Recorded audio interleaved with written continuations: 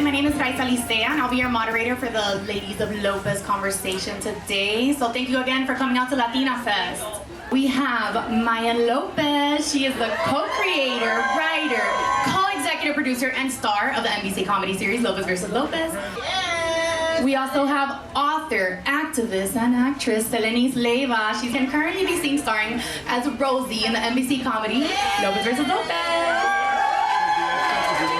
And finally, the amazing Debby Wolfe. She's the co-creator, showrunner, and executive producer on Lopez vs. Lopez. For those of you that may be unfamiliar with the show, can you tell us about Lopez vs. Lopez? And Mayan and Selenis, maybe if you could let us know a little bit about your respective characters on the show. Yeah, so the show it stars George Lopez, legendary comedian, and his daughter, Maya Lopez. It's based on, loosely based on their real life experiences. And it's about a father and daughter reconnecting. And, you know, it's a father who was a cheater, a liar, an alcoholic, and, you know, they had a difficult time. But his daughter is learning to, he's coming back in their lives, and he's like ready to make amends. And beyond that, it's a multi-generational family comedy about a predominantly Latino family, and it explores issues of, you know, mental health, sobriety, healing, and it's all told through the lens of this Latino family. What the hell are you doing? What? Nachos are a finger food, like steak or soup. I'm here! My ear! I thought sober he'd be loving, considerate, patient. I was expecting Mexican Tom Hanks. I play Rosie, George's ex, Mayan's mother. Oh, that we can be sisters. That's what we always say. We have a thing. We talk in code. I see it. I play Rosie. Rosie is the ex-wife, and she's feisty. She is a boss. She is all the things that I want to see us on television representing. Sexy. That's right. You know, over the age of 40 and still thriving, I think is something that's another thing that's missing, and we are doing it on this show. As an Afro-Latina, I'm also really happy to be representing that aspect and bringing that into the community. That's Rosie. Okay. And I'm Mayan, playing Mayan. But yes, my character is loosely based on myself, but what makes her a little bit different than me is that, you know, she's a mother and she is kind of creating a new family for herself, and she's using her pain and trying to create a new family while healing with having her dad back in her life, something that she wanted back, just like I wanted my dad back into my life. And so really the character of Mayan is a part of me, and sometimes it can get a little confusing who is who. But no, she has the heart, wanting to heal, wanting to be her own matriarch, and being this young Latina, healing and creating her own path for herself.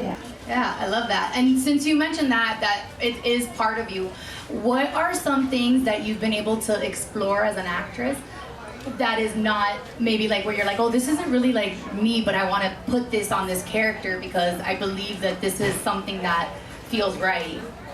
It took me a while because I don't think there's really a rule book for playing yourself with a version of, or playing a version of yourself with your father who's also playing a version of themselves, and kind of I like to say we're revisiting that time, not really recreating. In a way, it's different, but kind of mine is different than I am. As I started to play her, I realized that. But what her emotions can be the same, and I know what she was feeling as we like write and get, you know, inspiration with Debby, as we're always like collaborating and going on the show and figuring out how to connect those two stories, and we do that really well. But I've, you know, realized through honestly like therapy, being able to like separate those things, and I use that as a power as an actress to be able to have those emotions, to let go, allow myself to feel, but you know, also taking care of myself and doing the care after those things. I feel like it's really close to your heart, so it's like really special when you're putting that out there, and even putting that in a collaboration, if it is even super real to you. So thank you. Debbie, so I heard that Lopez versus Lopez came to you because you were scrolling down TikTok un día in the middle of the night, actually the night, not the día, noche, and you came across Mayan's video in which she's discussing her daddy issues with her father, George Lopez. Meet my dad. Drinks too much. Was never around. We didn't speak for years. If that's the case, then this show could be the first series to be inspired by and developed from a TikTok video. What about Mayan's TikTok resonated with you and made you think, like, hey, this is a show. I need to talk to this woman. Yeah, I think the first thing that really struck me was, first of all, how funny it was, but also just that I related to Mayan so strongly. Like, here was this young Latina, you know, and she was like unafraid to call out her boomer father for, you know, the issues that she had with him. And it was so brave and it was so raw, and at the same time it was so hilarious. And I was like, okay, like, this exists on TikTok. It's got millions of views, and George Lopez hasn't sued her yet. So I was like, there's gotta be something to mine here. There's I think, and he actually was very proud of her for putting this out there, because that's what he's done his entire career is, you know, sort of like found what's funny about his pain. You know, we've been watching him for years do stand-up about his abusive Mexican grandmother, and you know, he knows he's had time to like reflect and figure out what's funny about that. And Mayan has that same skill. She's so insightful. She knows what's funny about what she's experienced, and so that's what really struck me. And it hit me, and like I immediately emailed Bruce Helford, who was the creator of the original George Lopez show, and I worked for him on the Connors. And I said, "There's a show here. You know, this is about, you know, it's about George and his daughter and reconnecting." And he's like, "I agree." And then it just kind of like flowed naturally from there. I met with George and Mayan, and like instantly they felt like family to me. I felt so connected to them, and I think everyone along every step of the way, from pitching it to the pilot order to the series order, like everyone just knew that we had something very special here because it came from a real place. Yeah, thank you. I love that. Okay, Selenis. You said in a recent interview that playing Rosie is a celebration of womanhood, finally, and that's never been done before. So what is it about the character that you feel breaks television sitcom norms from what, you know, maybe you grew up watching or still watch that is out? I think especially in the multicam world, we're used to seeing a very specific type of woman playing the mother, right? Yeah. The Latina voices have not really been celebrated in that genre. We've had a lot of amazing actors doing amazing shows, and some of them are out here right now. I see you there. Women who, you know, paved the way, who are doing their thing. But in the multicam universe, this is new, and it's a celebration of this woman who is a mother, an ex-wife, a grandmother, and to show her still alive, thriving with a business, sexy, you know, doing her thing. I think that is what was missing as far as showing motherhood. It's like not the one, you know, coming in with a tray of cookies only, and you know, the apron, and just being the sidekick and the, you know, the side to the lead. Here it's like, you know, I go toe to toe with George Lopez, and that's pretty exciting too, to see a woman who is strong. It's a great representation of who we are as Latinas. Yeah, yes. Give it up. Give it up to all the Latinas that are coming in support. It's raining and you out here. We appreciate you. Yes, and all of our blow-dried hair that'll be frizzy. It's okay. It's fine. So speaking on that, I will say I did get to watch the first 3 episodes for the next season, and I wanted to also say, to ask you, in regards to the fashion, I know that's probably something that, of course, as women, we get asked even more, and it gets annoying, but specifically because of what you said, do you have any input on the fashion? Because I was like, I want a lot of your outfits, and then it even kind of comes up. So in a conversation, so I'm like, how does that work for you? I think that we're loving the fact that we get to work with our wardrobe, our stylist, right? Like, they're so wonderful. Marisa is just amazing, and she celebrates our individual bodies, our individual characters, and for me, I didn't want to hide Rosie's. I'm a woman. I hate the word. I hate the term like real woman because that's a side for like an insult these days. Like, because you know they like, oh, you're so real. I'm like, all right, okay, I know what that means. I eat, I enjoy life, and I think I'm a representation of women in general across the board. So to celebrate that, I was like, let's celebrate, let's highlight the curves, let's show the small waist and the big booty and the cousins. Yes. You know, let's do that. Let's celebrate that. Let's not be shy. And that's why I think a lot of people have been relating to that and the fashion. I have a lot of fashion coming up this season, which I'm very excited about. I see it. So I see it. I'm excited for more. Yeah, and I just want to mention we also have 2 Latinas in our wardrobe department, Tiffany Powers and Tina Severa. So we got some Latina behind the scenes that, like, you know, they know how to make these ladies look good. But in my wardrobe, hello. Oh, hello. Hola. Yes, But in my wardrobe, I love, in the first season, the poster, it made me emotional taking a picture of that because I wore a shirt that said Proud Latina. Yeah. And I was standing in the stands and taking that picture, I started to tear up and I started to cry because it made me emotional and it made me see that, yes, that was a step forward and I want to keep having that feeling. And even as we're filming, we use and we source Latino brands and Latina-owned brands. And so I even have shirts within my wardrobe that are from real jewelry. Jewelry businesses. I say like Latina, like I have, you know, sayings from that are in Spanish, and like that's part of like I'm just wearing it because that's what we is wear. normal. We're just like Latinos that are just a family, and we're going through our lives. And tag us. Like I know there's a lot of businesses out here. Tag us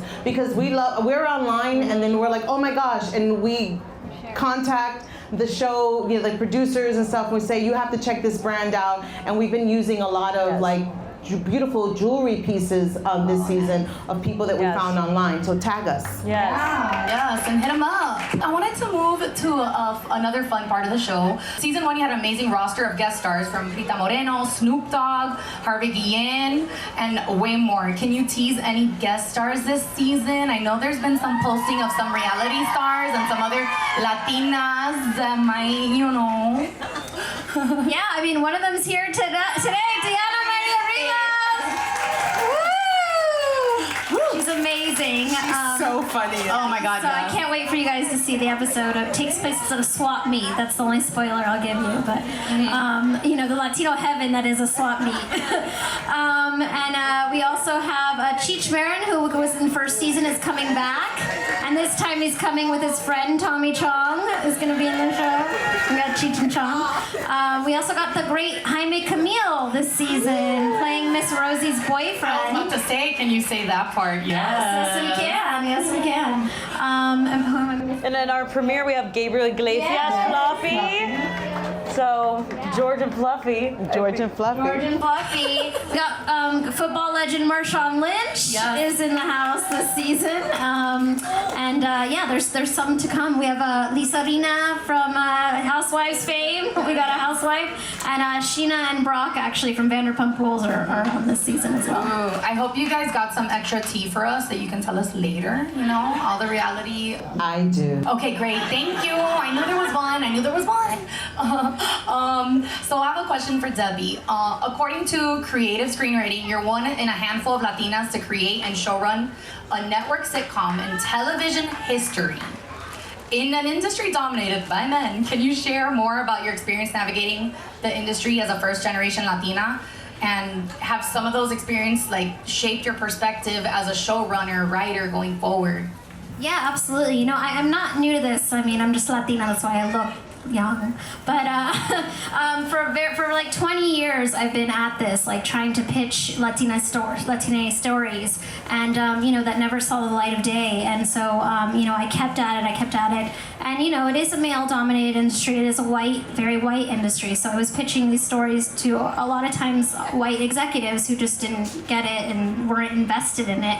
So I think a big problem of like in our community, like or just in the industry, that there's not enough Latinas behind the scenes. So if anyone here has aspirations to go the executive route, we need you. We need you in those decision-making chairs. you know, and I hope that changes. But, you know, I think coming up and it being male dominated and all that, like, none of that ever stopped me because I was raised by a very strong Salvadorian mother who came to this country for me to have a better life, and I do not take that lightly. I take that with me in every room I go into and everything that I do. You know, I do to honor her and the sacrifices she made for me. So, you know, I give a lot of credit to my mother for being here today. The show covers important topics like language, shame, sobriety, estrangement, and the importance of family. How do you hope that these themes will resonate with the Latina viewers and spark conversations within our community? Because I think, you know, these are topics that I for sure know I did not see when I was watching TV, like, and even just a few years ago, like you guys are doing such a great job of handling it in a way where it's like comedy, but it's real. Because like that's what we do. We make fun of our tragic issues and trauma. So, Mayan, how do you feel about that? I mean, for the exact reason that you just said, you haven't seen them, so we want to create them, and we want to. I feel like as an actress, like having the show, like I wanted my pain to mean something, and especially since I like to say that I think our show is for everyone, but I want to think that it is a love letter to the Latina community. And to be able to share these stories, I know when I resonated was seeing, you know, Eva Longoria and like and America Ferrera in these roles, like I felt seen, and people want to be seen, want to be heard, and these are issues that we don't get to have this representation in television, and I feel like we're a responsibility to do it, but I love to do it. And I've gotten messages from people saying, you know, I can turn to my family and I can show them this episode, and that's exactly how I feel. And it's helped to heal relationships or heal themselves, and that's a beautiful thing that we get to do. And it's like, it's because it's real life, and real life is funny. We laugh through the pain. I know that's how I've like gotten here, and I still get to do what I do, but like there's truth in comedy, and it's just we're just telling authentic stories. The you know, the conversation about mental health is just very new to our community. You know, we're just at the beginning of starting to talk about it, and you know, and talk to our parents about the issues we have, and so I think that power is very television has a lot of power. We're reaching 8 million homes in America with every episode, and so I think that's like a big. I think the show's bigger than us because it is opening up these conversations in homes, and I hope that we're like pushing it forward, you know, pushing healing forward across, you know, homes across America. Yeah, I think you are, like, for real, because I feel like also, you know, we used to watch them and they would be a little cheesy maybe, or not so, like, you guys are, like I said, like, it feels so authentic, and like, I'm like, oh yeah, this is something that like I can see like my dad talking to me nowadays, like that, and it's a really nice like exploration of that. Okay, so I obviously do a lot of comedy, so I wanted to ask, because you are clearly daughter of legendary comedian, and I know in Orange is the New Black, you also did a lot of like improv and had fun. How much improv do you get to do in a multicam? Because it is a different type of filming, you know? You have rehearsals and you do it live, and you have to wait sometimes for that laugh track. So how has that exploration of improv been able to be a part of the show? I feel very fortunate because, I mean, I have obviously a rapport with my father, but I feel like we got so lucky because the cast, like Al Madrigal, Matt Shively, Bryce, I mean, Selenis, we all get to play off of one another. And, you know, with the sitcom, we have the script and we'll have that pre-shot, but when we perform in front of a live audience, that's when we kind of get to play and we bounce off of each other. We just live in these characters. You know, sometimes we'll kind of be like, okay, we'll warn each other, but just know that something's coming, but we won't tell them to kind of, but we, you know, been working with each other now for almost 2 years, and we've kind of like know each other and work with each other well, and it just keeps it fresh, and we just genuinely enjoy each other, and I think you can see that we're really a family off screen, and that shows on screen. But it's really by the book. Like multicam is like you have to, you know, every single word, line, and then you do one for yourself. If you're lucky enough, you could turn and say to the director, I think I want to try something, and then you'll do it. But you know, it is different. It's so different, and coming from episodic, and even when I did Girls, I remember like the scene with Lena, and it was completely pure improv. like it was 100% improv, but I'm coming into this world where it's not, it's, you know, very little of it is. I mean, we have our moments, but for the most part, it's really by the book. Nice. Okay, cool. That's fun though that you still get to have a little bit of that, like on that play. I love that. I think you guys like really surprised me because they rehearse and with the director, and like we'll come down the stage and they'll surprise me with little moments, like this episode that we're filming now. Like Rosie, like I didn't imagine her dropping, like, you know, she gets handed these roses and then you know, by her boyfriend, and then Bryce hands her a daisy and she just drops the roses and she's like, who cares about? And it was like just a special moment that, like, you know, I think you guys found on the floor that I feel so blessed to just have such talent behind the scenes that have brought so much to these characters, more than I could ever imagine on the page. Like, you know, every performer in this show like does the work of like really developing these characters, really thinking about the motivation behind these characters, and every little movement, like every thing, like the way that you grab your hair, like all these little things, like, you know, they think about and they add, and just like it really is a team effort. Yeah, hell yeah, I love that. You guys do really, you can tell the chemistry like on watching it, and also just like social media, or like, you know, when I see you guys at events, like I can tell like you're not just like, I'm here, I gotta take a picture. No, like you really like each other, and that's really beautiful and important, because, you know, I feel like that just keeps it even more fun. So for my final question, what else can you tease about the season that we haven't teased yet? Tease. I mean, I can definitely tell you that, you know, this season we're definitely going to be unpacking George's sobriety, and sort of, I think a theme of the series, but also, you know, continues in season 2, is expectation versus reality. You know, Maya having a certain expectation of what a sober George would look like. She thought maybe he'd be a Mexican Tom Hanks, but the truth is he's still Mexican Tom Arnold. Like, you know, you don't change overnight. And so it's about, you know, the family accepting where he's at, but also just very proud of him, you know, for taking the steps to grow and heal. Like, I think that's like such a great thing about our shows. We're showing like a 60-year-old machismo Latino man growing and changing. Like, I think that that's very powerful. Like, you know, and so, and to George's credit, like that's what he's doing in life too, and he inspires a lot of the storyline. So, you know, I think that that's something that you can look forward to.